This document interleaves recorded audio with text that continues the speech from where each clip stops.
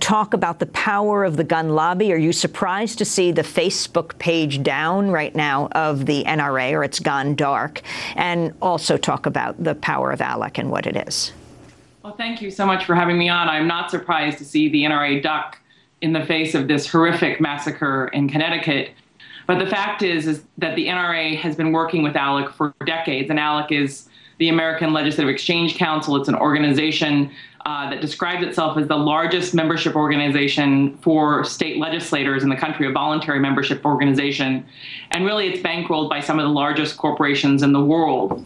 The NRA and ALEC were partners for decades on numerous gun laws, bills basically that were voted on in secret through ALEC meetings, where the NRA lobbyists would cast a vote as an equal to a legislator at some posh resort event that ALEC would host.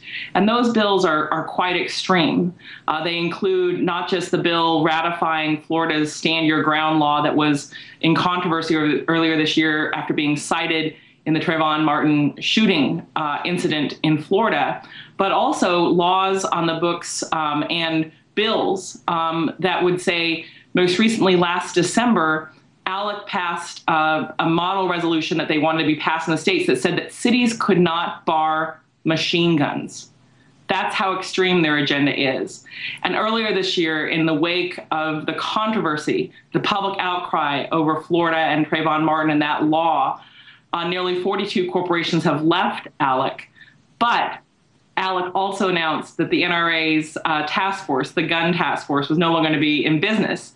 And yet this summer, at ALEC's annual convention, after this PR announcement, there was the NRA with the biggest booth at the ALEC convention and hosting yet another shooting event for legislators. And I point this out because what ALEC is a way to inculcate and train these legislators, thousands of legislators in the state houses across the country, that it's legitimate to give an equal vote to an organization like the NRA.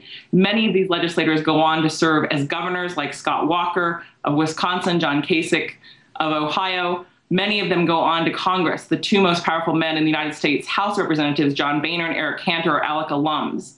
They've been steeped in the notion that entities like the NRA are entitled to an equal vote on model legislation to change our rights.